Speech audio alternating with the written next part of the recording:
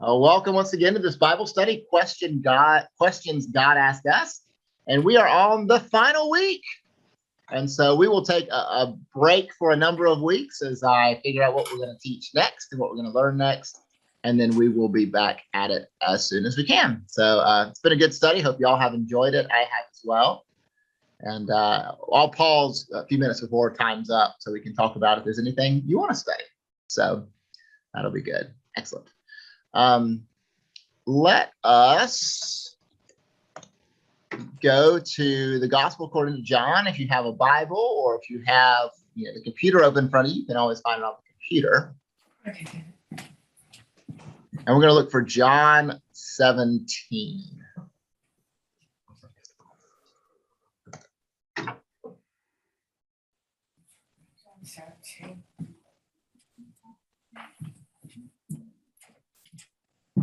I'll go with, I don't have one right now. I've been doing it on my iPad, and do it on the iPad, then I lose you. Oh, really? Well, I can try it. Let's see. I'm sorry, did I say 17? I meant John 13. Oh, well, no wonder. Yeah. I was looking at it, I'm like, that's not what I'm supposed to be reading. All right. So I'll jump in and read this. Everybody ready? Ready. Ready. Here's what it says, John 13. It says, now before the festival of Passover, Jesus knew that his hour had come to depart this world and to go to the Father. Having loved his own who were in the world, he loved them to the end. The devil had already put it into the heart of Judas, the son of Simon Iscariot, to betray him. And during supper, Jesus, knowing that the Father had given all things into his hands, and that he had come from God and was going to God, got up from the table.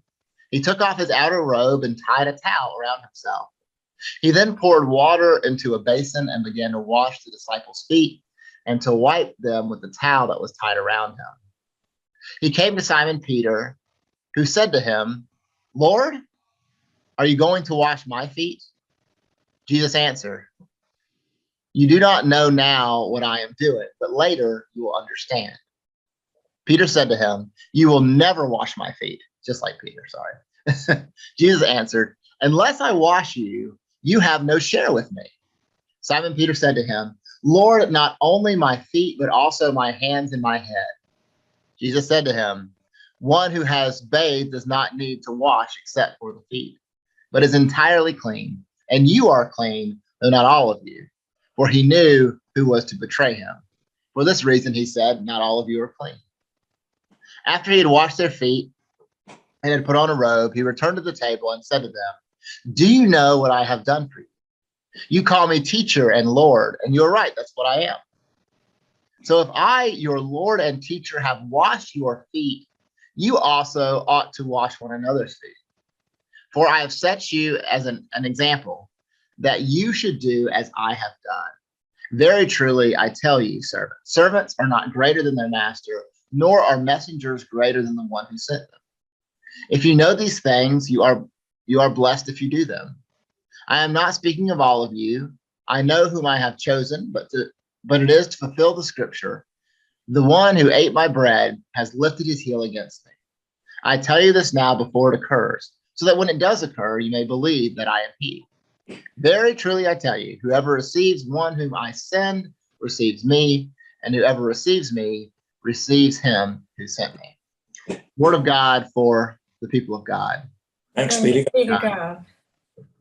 So, question for you, have you ever been to a foot washing ceremony before? Have you ever participated in one of those? We had one at St. James years ago. I've been to two at St. James.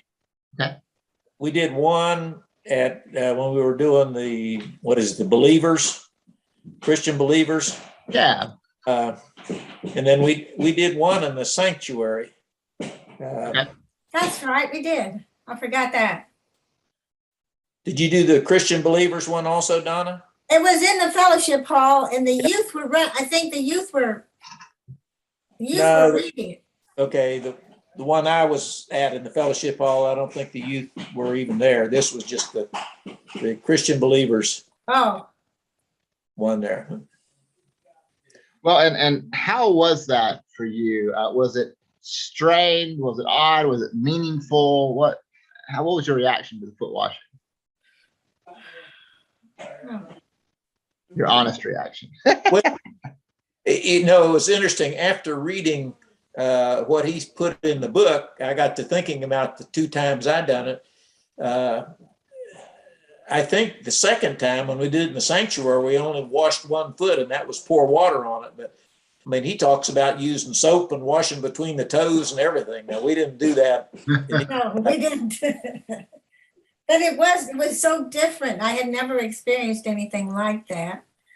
But it is something you remember. Yep. Absolutely. Well, I think I was leading the Christian Believers at that time. Is it Christian Believers? It's the one that has the 4 books, red, blue, green, and something or other. And it's a 13-week sort of thing. At any rate, Yeah. I was leading it, and I was trying to understand what is a foot washing and how do we do one. And I think it was new to everybody there. So Yeah. now Betty will tell you tonight, Donna, but you need to listen to this. I can't remember who she was supposed to wash, but that lady still had her nylon stockings on. It was Laura Schooner. Oh, really? Okay. That's funny. That is funny. That's Pretty hard to wash feet with socks on. right. Yeah. So it's interesting in John's gospel, in Matthew, Mark, and Luke, when we come to the Passover meal, which of course does happen, John's a little bit different, right? Because you hear about the betrayal and all that through communion, through the Last Supper in Matthew, Mark, and Luke. And here in John, you have this moment of foot washing, right? Now, John, of course, if you look at all the Gospels, really is the gospel that points more to the divinity of Jesus more than the rest of them. Not they all point to it, but that's a real strong focus in the gospel according to John. And why do you think of the 4 Gospels? And I'm glad we have 4 different perspectives that John chose to lift up foot washing in some ways higher than even the Last Supper and the Passover meal. Well, I think it was interesting in the interpretation in the book that it was common when you went to a meeting that the lowest people washed your feet. And apparently the 12 of them plus Jesus got to this room, and could be everybody was thinking, who's going to wash our feet there? So, then it's kind of, well, it's not going to be me, Yeah. Yeah. And so,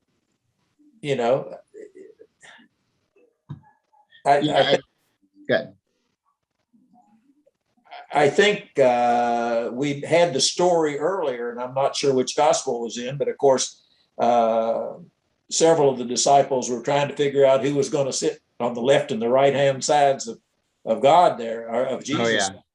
Oh, yeah. And so to get into this room and suddenly have Jesus do your feet was, I'm sure, that's probably why Peter says, no, not me. Absolutely. Yeah. Well, and of course, the landscape out there is dry and dusty. Yeah. And they didn't have real fancy shoes like we have today. And so if you were going anywhere, you can imagine what your feet would look like. So even sometimes, I play tennis on Fridays, and we play on clay courts. And clay's, it's not like it's super messy, but every time I play, when I take off my shoes at the end of the match of the day, and I pull my socks down, I have that line, where you have that green dirt caked onto my leg, but my socks and my shoes were covering up the rest of my feet. So you can imagine somebody coming in, that their feet would be really, really nasty. And of course, you don't want to track all that dirt all the way through the house and to where you sleep and to where you eat. And all of us have gotten, I'm sure, some food that you got some dirt in, you got that nice little gritty crunch. That's just no good, right? And so as they come in, they want to be sure that their feet are clean. And generally, the person, if you were wealthy enough to have a servant, the servant would wash your feet when you came in. If you weren't, it would be the kind of the lowest member of the household, or the lowest person that was there. And so, I wonder, we don't really know, but when Jesus and the disciples went places, I'm guessing the disciples probably washed feet, right? And they like to argue about who was greater. So I wonder if, in that moment, I can almost imagine them sitting around looking at each other. Like, hey, not today. Yeah, right. I talked on Sunday about youth, they don't want to pray, who would like to pray? And they go.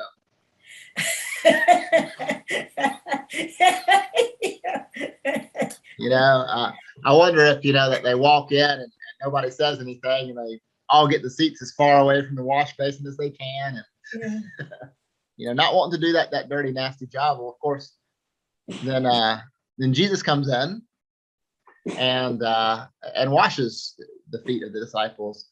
And what are some things that he says as he does that? We read it there in the gospel, a few things that would be different and odd for them.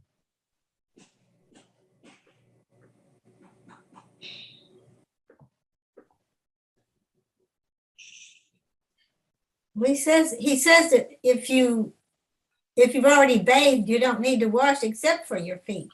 Yeah. But everybody's not clean.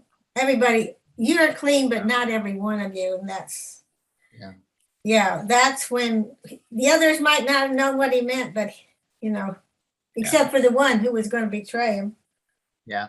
Well, in the book here, he talks too about how this act of foot washing turns the world upside down, right? Yep.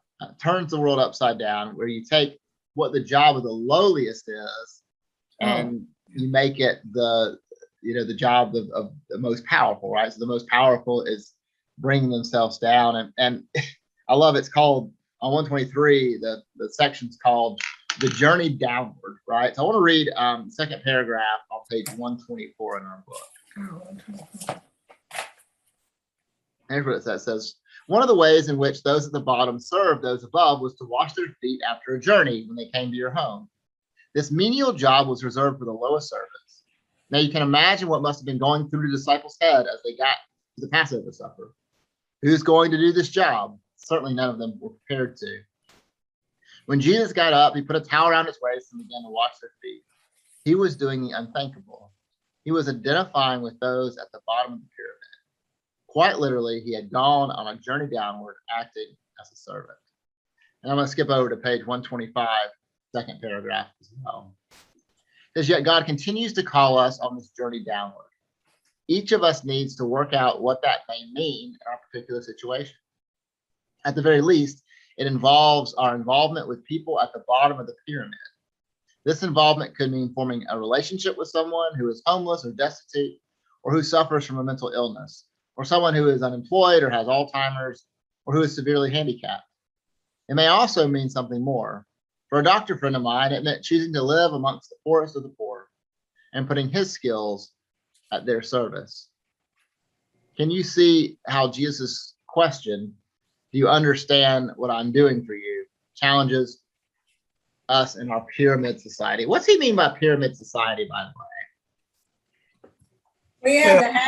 You have the haves and the have-nots. Well, it works out that, in our society, we want everybody the emphasis is always do well, you want to be the top. And so the CEOs there, I think in this COVID time, we've had a number of people that are high up that say, well, while we're all in lockdown in our state, I'm going to go ahead and have a big meal, or I'm going to go off to Hawaii and have vacation. So these people feel, I think the higher you get in the hierarchy, the more entitled they feel toward, I can do what I need or what I want to do, to heck with the rest of it. Yeah. Well, I think you're right. And not just anecdotally, but I think it's backed up by evidence that in general, the more power and more prestige that you have, you know, the harder it is to identify with those who don't, right? And the more privileges that you take and all of that stuff. And, you know, even as a pastor, you know, well, and there are many pastors who don't, but, you know, I got to be sure I'm constantly watching myself as well to make sure I'm not doing that. You know, that there's a pastor that, you know, what some of these televangelists, you know, the ones that, you know, say, you know, you send me your money and you'll have healing and all that kind of stuff. You got to be careful about some of those, because some of those own their own airplanes now, right? Have their own private jet to fly around everywhere. It can be a slippery slope when you start gaining wealth and power, even in ministry, to use that for personal gain rather than for the good of the gospel, right? I remember a story.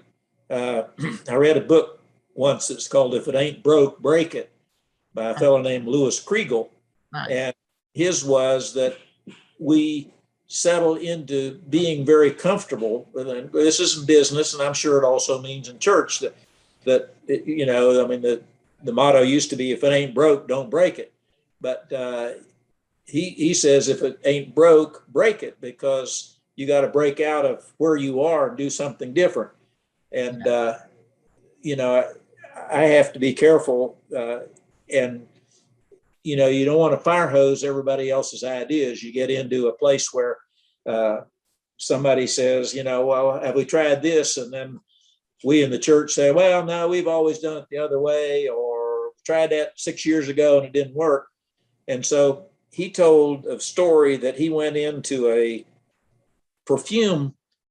He was doing a brainstorming session in a perfume. I mean, there was a company a well-known company that sold perfume, and they had a diagonal slice all the way down to the operators up to the CEO. And he said, I put some squirt guns on the table and explained about fire hosing. And he said, I give you the empowerment, no matter who you are, to pick up a squirt gun and squirt somebody if they fire hose your idea or somebody else's. And they said the meeting got going, and it was, you know, we've done that before, we can't afford it, you know, or something. And said finally, I don't know, it was a CEO, I think it was, suddenly realized he was doing that, picked up a squirt gun and squirted himself. And he said that opened it up. He said a number of people got wet in that meeting, but before it was over, he said we had a fantastic session. And that's sort of what you're saying here on the pyramid. I mean, if the CEO says we can't do that because we've done it before, you know, everybody else says, well, the heck, you don't want to hear my ideas anyway. So yeah. Well, and as you know, in organizations, whether it's a church or whatever, you know, if that leadership is toxic or not well grounded, it can run an organization to the ground real quick. You know, my sister-in-law works for Earth Fair, which is, you know, reopened in Greenville, but about a year and a half ago they closed down all the Earth Fairs, and that's what it was the corporate structure at the top just crushed. And you know, the local stores were doing fine, but the corporate structure and the ways in which they were spending money they didn't have, just really crushed it. So that can certainly happen. Yeah, that's interesting about the squirt gun. So I wonder if there's a way I can incorporate that in my preaching. Hey, if we go over too long. As I was thinking about the pyramid we're talking about, as Jesus came to Jerusalem the last time, I think the disciples and many of his followers felt he was going to take up the kingship. Oh yeah, that's what almost all of them thought. Yeah. And so here we are at the Last Supper, and I'm sure they're still looking forward to that. And this foot washing must have really thrown them for a loop. Oh yeah. Yeah. I think so too. And you know, Judas, you know, he obviously gets a bad rap in the Bible because he turned Jesus in and all that, and it certainly he did. But you know, he also followed Jesus all those the years of his ministry. And I really think that's what was at the heart of Judas betraying Jesus. Was Judas saw Jesus as this person who was going to take over Jerusalem, right? Be the king, and then the disciples would be at the right hand of the king, right? And I really think that Judas's intention was maybe not to have Jesus killed, but to force Jesus' hand, right? You know, if I put Jesus in the place where he's got to do something, right, he's going to step up and take the throne. But instead, we know that Jesus laid down his life for us all, and I think that's why when it was all said and done, that Judas killed himself too, because he realized what part he had played in it. Yeah. In that same reading that we read, it talks about Jesus says that he had given his disciples an example, right? An example of what to do. And in this gospel, it says the clear, direct, and personal. If we want to experience the life that God gives, we must follow Jesus's example, right? And he talks about this word example by the Greek meaning of being like a pattern, right? A pattern that you would have on a piece of clothing or that kind of thing, same kind of thing, and how that Jesus gives us that pattern, but that pattern matches who we are and helps us go forward. How are some ways in which we, as followers of Jesus, what are some ways in which we are following Jesus' example? What are some ways in which we're living out that pattern that Jesus set for us? Or what are some ways we're failing to do that? Well, I think by giving to, just like Martha and the kids go to the soup kitchen. That's one of the ways. And then the P.S. I love you, supporting these groups, the Bethlehem Center, or, reaching out to other people and having the spin families and all of that. All of those are ways that we're doing things that we were taught through our Bible and through the church. Absolutely. I think, and I can't think of her name. Donna probably can think of her name, but when this young lady that came to our church started talking about interfaith hospitality, they might have moved from Greenville to Spartanburg. I don't remember. At any rate, she brought this up, and I can remember the down. I mean, I'm in the trustees. I'm chairman of the trustees. We're going to bring homeless people in the church. What is this thing? But she persisted, and St. James said, we'll be the test one for Spartanburg. Wow. And so we actually had the Greenville people were bused to Spartanburg for a night for us to see what that was like. And from that, the Spartanburg Interfaith Hospitality Network got started. But I mean, I can certainly remember her talking about this and me being the board of trustees thinking this just isn't going to work. Yeah. But it did. And I look forward to it. When we have it, I always enjoy doing a night there.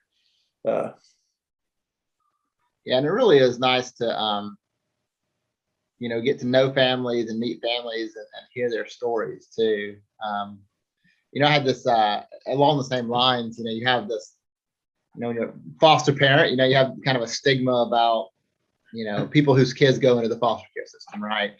Yeah. And how could they let that happen? And what mistakes did they make so that would happen?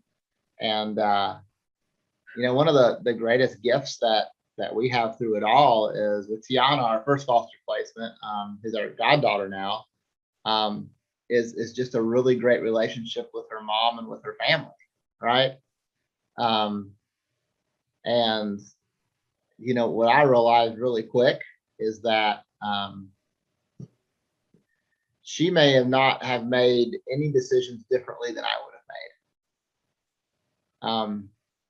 made. I take that back. I would have used a little more birth control probably. But that's a different story. That's not here or there. But anyways, but when it comes to, the ways in which she was caring for her kids, she wasn't as a good mom, working her butt off at a couple of jobs. And because of some things that happened where she got laid off, she ended up without an income for a while, a bunch of kids and no support system, and so it's pretty eye-opening to me, because I know if I ended up in that situation right now, my parents could take the kids, Paige's parents could take the kids, Addison's former foster parent would take the kids, Dustin's former foster parents would take the kids, Maddie's former foster parents would take the kids. There's probably 15 families in this church that would care for the kids for a while. There's probably another 15 families in my old two churches that would. The support system that I have is incredible. If push came to shove, my kids would be in a safe home, people that love them, right?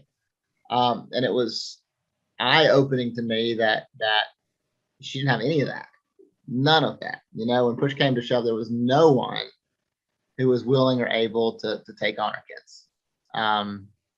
And the only difference, besides birth control, between her and I was the fact that I was born into more privileged relationships with people who had more income and more resources. The simple fact, I just born into it. Nothing I did, I was just born into it, right? And that was really eye-opening to me to get to know them as a family and her as a mom, and to realize that, she had her kids went into the foster care system, but but she was a good mom. You know what I mean? And so it's a way of it helped bring me a little lower, I guess. Helped me identify and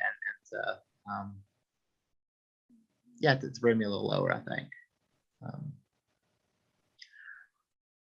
Can that be a hard journey? Is a journey downward a hard journey to take sometimes?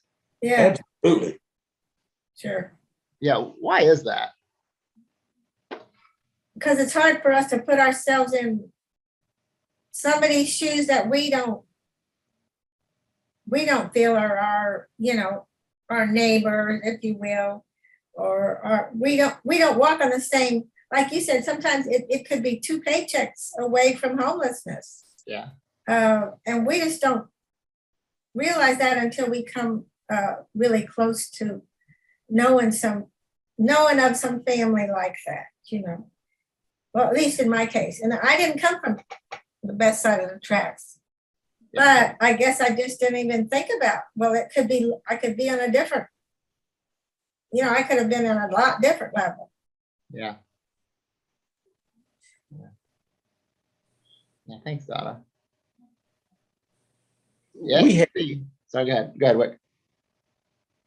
One of the things that happened in Spin, and they haven't done it for a long time, but we had a lady come to the sanctuary on an evening. We weren't even doing Spin at our church at the time, but her effort was to say, this is what these people face.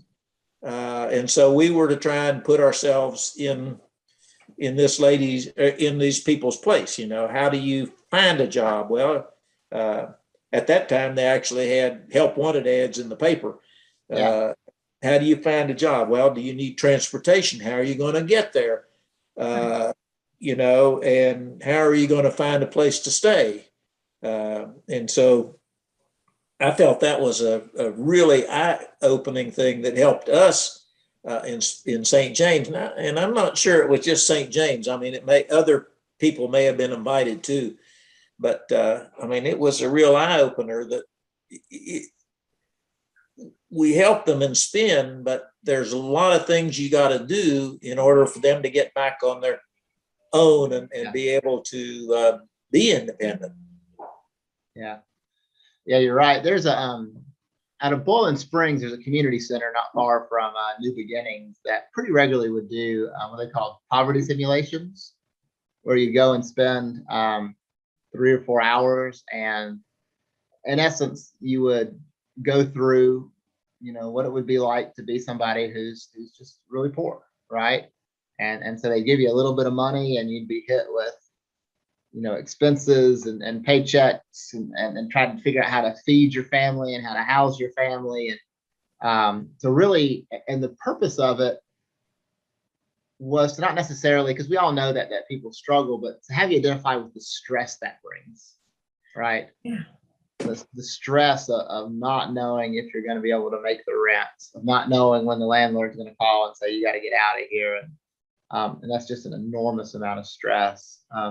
Here next week at PS I Love You Ministry, they're doing what you might call a coming into foster care simulation at their place, where you want to know what it's like when a kid comes into the foster care system. They're going to have, you can sign up for that online. They have it on Facebook and everywhere.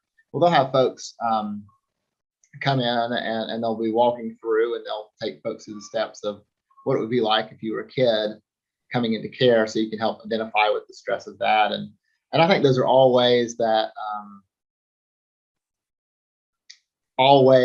we can journey downward, if that makes sense, and lift others up. When we know people, when we have relationships with people, we can understand them. And so to me, having those relationships is absolutely key, however we can do that. Let me shift gears for just a second and talk about authority. This is what he talks about here at the end. And he talks about, the question is, do you understand what I've done for you, right? So Jesus, if there was ever somebody with authority, it would be Jesus, right? All authority. But how does Jesus use that authority?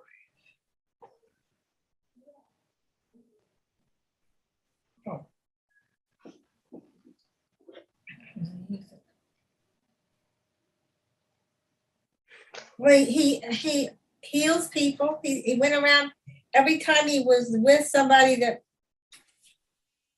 needed healing. If he were close enough, like he even healed people that weren't even close, because somebody would come up and say, "I have this daughter at home," and Jesus could heal from anywhere. Yeah. But and when the people were hungry, and when he fed the 5,000, I mean, he just had a love and a caring for people so much that he helped anybody that he could. And then he tried to show by example, as this foot watching, here's what I'm doing, and here's what I want you to do. Yeah. And he had the authority to, stop storms, and I mean, just all powerful, just like God. Yeah. When it goes back to that question again of what did the disciples expect? Well, they expected he would use his authority to overthrow the Roman government and become king of Jerusalem. But instead, he used his authority to serve. Serve, right? Yeah. He used his authority to serve, and told us to serve as well. Gosh, that can be a hard thing to do, can it? But I think about Paul. Once Paul got into his ministry, oh yeah, he could have been like one of these preachers that has a jet eventually, but it wasn't. He was a maker, and when he went somewhere, if he had to make tents to pay the rent or pay for food, he did. He never, and when he was in jail, it wasn't poor me. He says, let me tell you, or let me give you advice. And so that was certainly an example, I think. And, the thing that always amazes me is apparently Paul never met Jesus. Yeah. And I find that strange, that if he were in Jerusalem as a good Jew, I would have thought he would have known Jesus beforehand, but he didn't. Yeah. Yeah. Well, and it's also, kind of clear to me as we read through not just the Bible, but other historical documents from the day, that, we know in hindsight that those 3 years of Jesus' ministry was a big deal. and that his crucifixion and resurrection was an even bigger deal. But until the resurrection happened and the word got around, Jesus had his small band of followers and his disciples, but nobody thought Jesus was a big deal. You know what I mean? They thought he was a bit of a threat, like others were threats, but you know what the Romans and the Jewish leaders do to threats, right? They kill them, right? So they'd done it before to other people who claimed to be the Messiah. And so, Jesus, for at least in the Romans' eyes, wasn't that big of a deal until he started to threaten them, their power. And then, of course, the resurrection threw everyone for a loop. Yeah. Yeah, but it's interesting about Paul, too, because, he had the clout to be able to take advantage of his authority if he wanted to. Sure.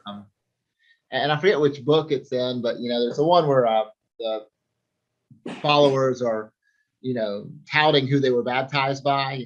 Apollos baptized me, Paul baptized me. And to put it in modern day English, Paul says, shut up. Like, who cares who you were baptized by? We're baptized in Christ, act like it, right? And so he could have said, oh, yes, if you were baptized by me, then you were baptized. No, he says, not about me, right? Shut up, it's about Jesus. Yeah. That comes back to when Don was missionary in Bali, and they had somebody that wanted to accept Christ.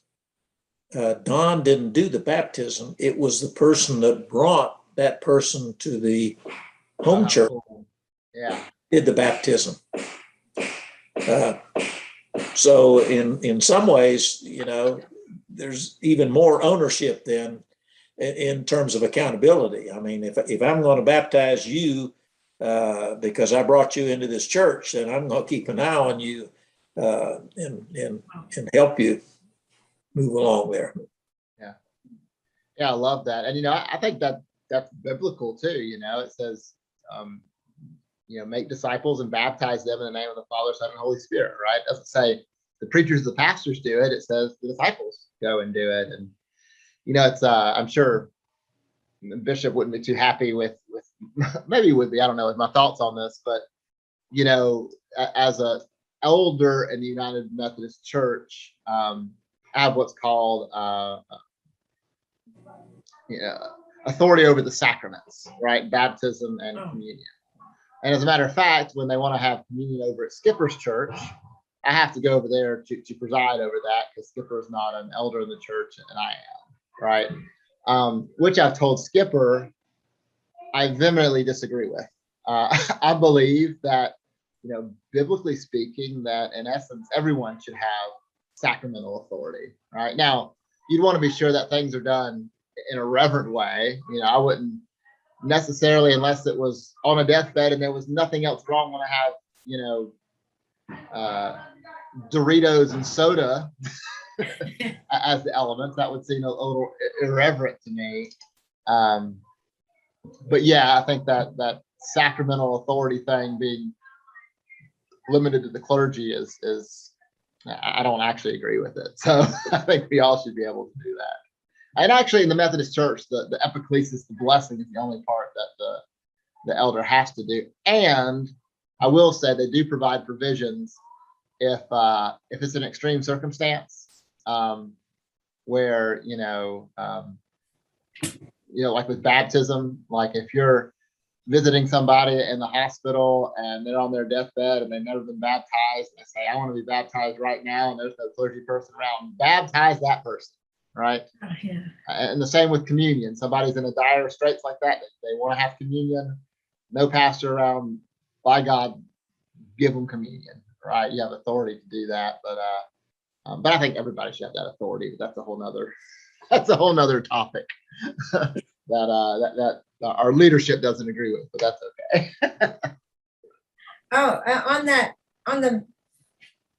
On the communion, Yeah. when we use the little portions like we did, don't you have to bless the whole group of it ahead of time? Do you the blessing on that? Not ahead of time. So as I'm up front, Oh, and as I say, pour out your Holy Spirit on us gathered here and on these gifts of bread and wine. I'm guessing those gifts of bread and wine that are on the table, that are in your hand, that are in Okay. your packet. I'm blessing all those at once. okay, because somebody told me once about the bread had to be blessed. Yeah, I mean, we do bless it, and it should be blessed, but that part of the service where I say, pour out your Holy Spirit Oh, on these gifts of bread and wine, make them be for us the body and blood of Christ. That's the blessing over the elements that are on the table and in the congregation. Now, normally you would bless it on the table and then bring it out to the congregation, right? Right. okay, With COVID, right. I think God understands safety protocols with COVID. Yes, that's So I right. think that blessing can reach beyond the table into the pews. So, I think it can too. yeah. Great. Well, it is 11:30 and it's time for us to end. So I would just invite you all to, I hope you enjoyed this study. We'll certainly start a new one soon. But, do you understand what I have done for you? I think the answer for all of us is probably yes and no. Like we Yes. comprehend it, but we spend a lifetime trying to truly understand how we can serve as Jesus served us. Right. We who have followed Christ for most of our lives, it's hard to comprehend how radically transformational a person in authority with the privileges that Jesus had, making himself lower than the rest, so that he could serve us. How revolutionary that was. God was always here. People were always here. Never the two shall meet. And Jesus meets us right where we are, and then calls us to do the same. And so that's one of the reasons why I'm a person of faith. It's one of the reasons why I'm a Christian, because in most other religions, God's way up there and we're way down here trying to, bridge that gap. But Jesus did that for us, and Jesus is with us, and with the Holy Spirit living among us, that work's been done. Right. Right. Any questions, comments, snide remarks? Oh, I wanted to tell you, I agreed with your sermon about yesterday, about, I think it was the, when somebody died, some people would say, well, God needed another angel in heaven, or Yeah. it was time to go. I don't know, that you felt like some of the things that we do ourselves can change what God's plan was for us. But of course, he can take anything and turn it around, because that's Absolutely. because he sent Jesus to save us, and then these people came in. I don't think he wanted. Well, there's a little book, Leslie Weatherhead, The Will of God. It's a great book. Yep. And I guess that helped me understand more. And so anyway, I just wanted to say I agree with you. I was glad you brought that up. Okay. Well, thank you for that. Yes. And there was something else you brought up. I can't remember, but I'll watch the service and watch what you said again. Then I can let you know. But thank you for speaking about that. Well, thank you for that.